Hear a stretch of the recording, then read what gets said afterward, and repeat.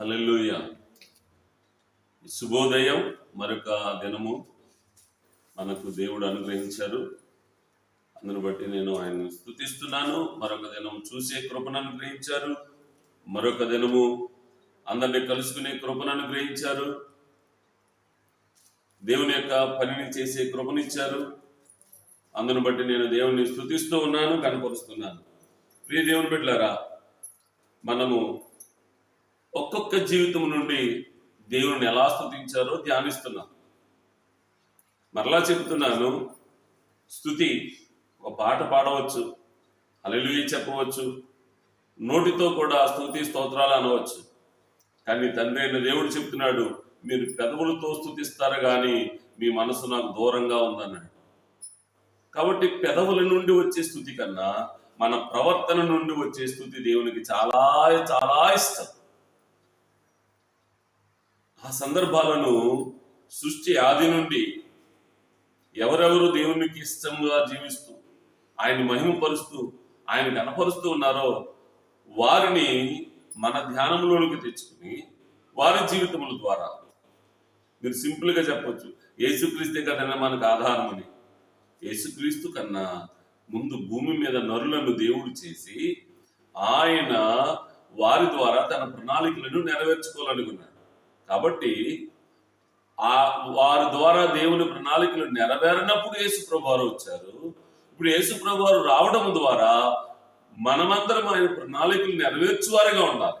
ఎలా నెరవేర్చువారుగా ఉండాలో ఆదిలో నరులైన వారు ఏ రీతిగా ఆయన్ను ప్రణాళికలను నెరవేర్చారో, ఆయన మహిమపరిచారో, ఆయన గణపరిచారో, ఆయన స్తుతించారో, ఆయన కీర్తించారో వారిని ధ్యానించడం ద్వారా మన ప్రవర్తన కూడా దేవునికి ఇష్టంగా మారుతుంది అనే ముఖ్యమైన కాన్సెప్ట్. కాబట్టి ఈ కాన్సెప్ట్ తప్పకుండా అర్థం చేసుకోవడం కోసమే మొదటి ఈ విషయాలు చెప్తున్నాను. రండి, మనం ఈ దినము నిన్నటి దినమును ధ్యానాంశముగా లెమెకు గురించి మనం మాట్లాడాం. లెమెకు ఈయన సహజంగా లెమెకు అంటే ఓ ఆదా ఓ సిల్ల అని చెప్పిన లెమెకు కాదు కదా. ఆయన బహుభార్యాతత్వం గురించి మాట్లాడి ప్రారంభించారని ఉంది. అది ఆదికాండము 4వ అధ్యాయం, క్లారిటీ కోసం చెప్తున్నా. కానీ ఆదికాండము 5వ అధ్యాయంలో నోవహు తండ్రి అయిన లెమెకు గురించి మాట్లాడుతుంది. ఈ లెమెకు తన జీవితంలో ఒకవేళ ఆదాము వరకు ఆయన చూడగలిగాడో లేదో కొంచెం చరిత్రలోకి వెళ్తే తెలుస్తూ ఉంటది. కానీ లెమెకు జీవితకాలం అంతా 777 సంవత్సరాలు. 777 సంవత్సరాల్లో ఆయన 182 ఏళ్ళు యవనస్తుడిగా ఉంది. ఆ తదుపరి అంటే సుమారు ఆయన వివాహానికి ముందుగా బ్రహ్మచారిగా ఉన్న దినాలలో ఆయన ఏం పరిశోధించాడో తెలియదు. కానీ ఆయనకు వివాహం అయిన తర్వాత పిల్లలు పట్టడం మొదలుపెట్టిన తర్వాత నోవహుకు దేవుడు ఒక పేరు పెట్టాలనుకున్నాడు. ఆ పేరు పెట్టడానికి ముఖ్యమైన కారణం ఆయన భూమి శపించబడింది అని గుర్తించాడు. ప్రజలందరూ నెమ్మది లేకుండా బ్రతుకుతున్నాము అని గుర్తించాడు. సమాధానం లేకుండా బ్రతుకుతున్నాము అని గుర్తించాడు. అలా గుర్తించిన వేళలో ఆయన గర్భాన పుట్టినటువంటి వ్యక్తికి, ఆ పసిబిడ్డకు నోవహు అని పేరు పెట్టాడు. నోవహు అనగా నెమ్మది కలుగు చేయువాడు, లేదా ఆదరణ కలుగు చేయువాడు, లేదా శాంతిని కలుగు చేయువాడు అనే అర్థాలు ఇస్తున్నాయి. నెమ్మది అంటే ఎవరికి నెమ్మది? వాస్తవానికి ఒక పని పాడైపోతే పని చేసిన వ్యక్తికి ఎంత కంగారు వస్తుంది. తండ్రి అయిన దేవుడు కూడా వేదన పడుతున్నాడు. నేను భూమి మీద నరులను చేశాను. వెంటనే మీరు 6వ అధ్యాయంలో కనబడతారు. నేను భూమి మీద నరులను చేసినందుకు ఆయన తన హృదయంలో సంతాపపడిను, బాధపడినని. అంటే దేవుని హృదయం కూడా గలిబిలైపోయింది, ఆయన హృదయం కూడా నెమ్మది లేదు.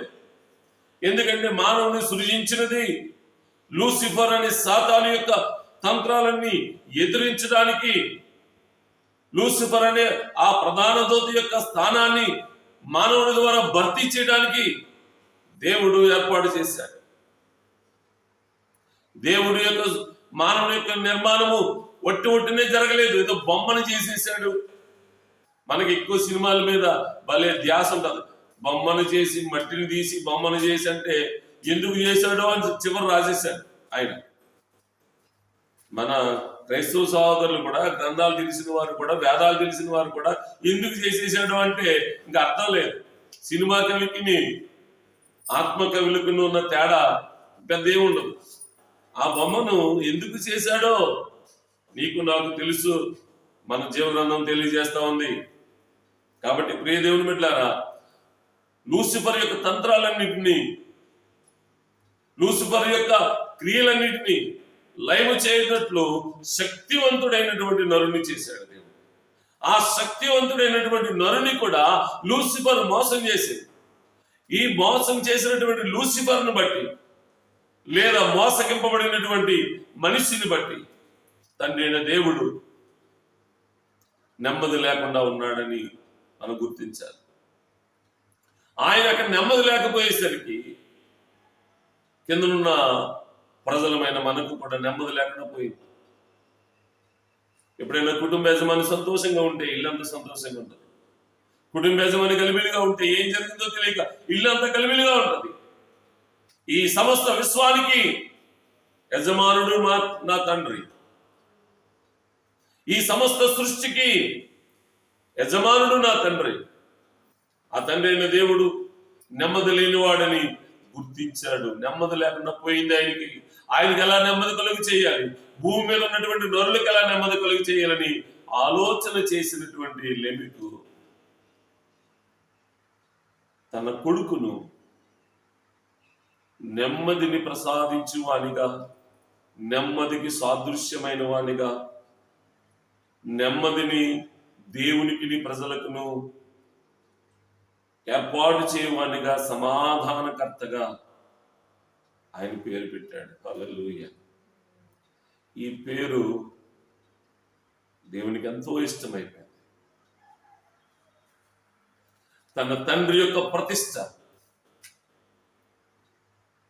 నోవాహు చేశాడు అనే దానికన్నా లెమెకు యొక్క ప్రతిష్ట, లెమెకు యొక్క హృదయ ఏమంటామంటే ఆక్రందన, ఆ హృదయ సమర్పణ. అందరూ తింటున్నారు, త్రాగుతున్నారు, ఆడుతున్నారు, లేస్తున్నారు, కానీ తండ్రి అయిన దేవుని యొక్క హృదయాన్ని ఎలా సంతోషపరచాలి, ఎలా నెమ్మదిపరచాలని ఆలోచించినటువంటి లెమెకు దేవుని స్తుతించిన వాడిలో ఉన్నాడు. అందుకు నీ ఉదయకాల సమయంలో లేవగానే నేనేం చేయాలి అనే దానికన్నా నేను దేవుణ్ణి ఎలాగా గణపరచాలి అనే ఆలోచనతో ఈ దినం కానీ మీరు ప్రారంభిస్తే, ప్రియ సహోదరుడా, ప్రియ సహోదరి, మీరు తప్పక దేవుణ్ణి ఆరాధించిన వారు అవుతారు, దేవుని స్తుతించిన వారు అవుతారు. అందుకని ఏమి తిందామా, ఏమి త్రాగుదామా, ఏమి ధరించుకుందామా అని అందరూ ఆలోచన చేస్తున్నారు. మీరు అలాగ ఆలోచన చేయొద్దన్నాడు మన ప్రభు. ఈ లోకస్తుల వలె మనము కూడా అలాగ ఆలోచన చేస్తే మరలా ఆయన మనకిచ్చినటువంటి రక్షణ విషయంలో ఆయన సంతాపపడితే గాని నరకం తప్ప మరొకటి ఏది తెలుసున్నా. ఈ హెచ్చరిక నేను ఇవ్వాలని కాదు నా ఉద్దేశ్యము. నీ హృదయంలో మొదటిగా దేవునికి ఎలాగా నెమ్మది కలుగు చేయాలి, దేవుని ఎలా మహిమపరచాలని తలంపుతో మొదలు పెడతాం రోజు. అది మన హృదయాల నుండి మనకు తెలియకుండానే దేవునికి మొరపెడతా ఉంటుంది, దేవుని స్తుతిస్తూ ఉంటది. అందుకనే సొలొమోను అన్నాడు కదా, నేను నిద్రిస్తున్నానేమో గాని నా మనసు మేలుకునే ఉన్నది. మనం మన పనులు చేసుకుంటూనే ఉంటాం, కానీ మన మనసులో దేవుని ఆరాధన జరిగిపోతూనే ఉంటుంది. ఈ బలిపీఠము, హృదయం అనే బలిపీఠంలో దేవునికి ఆరాధన జరిగిపోతూనే ఉంటది. మనం ఎప్పుడైతే అలా ప్రారంభించామో రోజు ఈ దినమున మరలా ఒకసారి జ్ఞాపకం చేస్తున్నాను, ఎన్నో మార్లు ఎన్నో విధాలుగా శ్రమ, శోధన, వేదన, రోదన, రోగం అన్నిటిని అనుభవిస్తూనే ఈ కార్యాలు ఎందుకు జరుగుతున్నాయి అని ఆలోచన చేయకుండా కొట్టు దగ్గరికి వెళ్ళి మాత్ర తెచ్చులు మింగేసి అమ్మయ్య అనుకుంటే అది దేవుని స్తుతించినట్టు కాదు. ఒక్కటి మాత్రం వాస్తవం, ఈ విషయంలో నేనెక్కడ పొరపాటు జరిగిందో, నా వంశాన్ని నుంచి ఏ విధమైన నష్టం జరుగుతుందో ప్రభా నన్ను క్షమించని, నా కుటుంబానికి క్షమించు అని మనం ఎప్పుడైతే ప్రార్థన, ఆ స్తుతి, అది గమనించగలుగుతామో, విషయాన్ని గమనించగలుగుతామో, ఆ తర్వాత మాత్రం వేసుకున్న నో ప్రాబ్లం, ఏం పర్వాలేదు, నువ్వు గమనించావు కదా, ఆ గమనించిన తర్వాత నీ ప్రవర్తన విధానం మారిపోతుంది. అదే దేవునికి నిజమైన ఆరాధన. ఆ ఆరాధన చేయాలని ఉదయకాల సమయంలో నిన్ను స్తుతించాలి, నిన్ను స్తుతించును అనిగా చేయాలని లెమెకు తన జీవితమును తన కొరకు తన బిడ్డలను కనినట్టుగా కనబడట్లేదు. గమనించాలి, తన కొరకు తన బిడ్డలను కన్నట్టుగా కనబడటం లేదు. ఆయన భూమి మీద నెమ్మది కలుగు చేయాలి, పరలోకమందు ఉన్నటువంటి దేవుని నెమ్మది కలుగు చేయాలని తన బిడ్డకు నోవాహు అని పేరు పెట్టాడు. తన హృదయములో ఉన్న ఆలోచనయే ఆ బిడ్డ యొక్క రూపం. తన హృదయంలో ఉన్నటువంటి తలంపులే ఆ బిడ్డ యొక్క రూపం. తన హృదయంలో ఉన్న దర్శనమే ఆ బిడ్డ యొక్క రూపం. అందుకని మనం ఏం చూస్తే అదే గర్భం ధరిస్తాం. ఈయన అన్నిటినీ చూశాడు, దుఃఖపడ్డాడు, వేదన పడ్డాడు, దీని నుండి విడుదల కలుగు చేయవాడు కావాలి అన్నాడు. పుట్టాడు. వెంటనే ఆయనకు నోవాహు నెమ్మది కలుగు చేయవాడు అని పేరు పెట్టాడు. ప్రియదేవుని బిడ్డ, నీకు ఇవ్వబడిన బిడ్డలు కానీ నిన్ను ఉన్నతంగా చూడాలని నేను కోరుతున్నాను. కానీ నీ వంశానికి దేవునికి మధ్యలో సమాధానాన్ని పుట్టించే పిల్లలుగా మీరు ఎప్పుడైతే మీరు బిడ్డలను కంటారో వారి ద్వారా మీకు నెమ్మది, దేవునికి నెమ్మది, ఆ బిడ్డకు కూడా ఆశీర్వాదం. అట్టి వారిగా మీరు దేవుని స్తుతించాలని ఉదయకాల సమయంలో మిమ్మల్ని కోరుతున్నాను, వేడుకుంటున్నాను. అట్టి రీతిగా ఉండాలని ఆశీర్వదిస్తున్నాను. ఈ ఉదయకాల స్తుతిని బట్టి, ద మార్నింగ్ ప్రైజ్ని బట్టి నేను దేవుని స్తుతిస్తున్నాను. మీరు ఈ యొక్క యూట్యూబ్లో కానీ ఫేస్బుక్లో కానీ ఈ యొక్క వాక్యాన్ని చూస్తున్నప్పుడు ఇది మీ హృదయంలో నిబ్బరమును పుట్టించగలిగితే, మీ హృదయమును ఆలోచింప చేయగలిగితే మీరు కూడా మీ స్నేహితులతో పంచుకోండి. దేవుడి ఈ మాటలు మన ఇంటిలో దీవించునుగా. ఆమేన్, ఆమేన్. ప్రార్థన. తండ్రి వందనాలు. లెమెకు నిన్నును నరులను సమాధానపరచువాడి కనాలి, ఈ పరిస్థితులన్నిటిలో నుండి విడుదల కలుగు చేయవాడు మాకు కావాలని ఆశించి ప్రార్థించి నీ యందు భయభక్తులు కలిగి తన సంసార జీవితంలో పుట్టిన వానికి నోవాహు అని పేరు పెట్టారు. ఇదిగో దేవా, మా హృదయాల్లో కూడా మా బిడ్డలకు కూడా ఎన్నెన్నో పేర్లు పెడుతున్నాం. ఈ పేరైతే బాగుంటుంది, ఈ పేరైతే బాగుంటుంది అంటున్నాం. కానీ దాని యొక్క అంతరార్థములో ఉన్నటువంటి, అంతరంగములో ఉన్నటువంటి అర్థము ఆ బిడ్డ యొక్క పేరును నిర్ణయిస్తారు. కాబట్టి ఈ దినమున ఎంతమంది బిడ్డలైతే నిన్నును వారి కుటుంబాన్ని సమాధానపరచుకోవాలని స్థిరపరచుకుంటున్నారు, వారి హృదయము ద్వారా మీరు స్తుతింపబడినట్లు సహాయం చేయండి.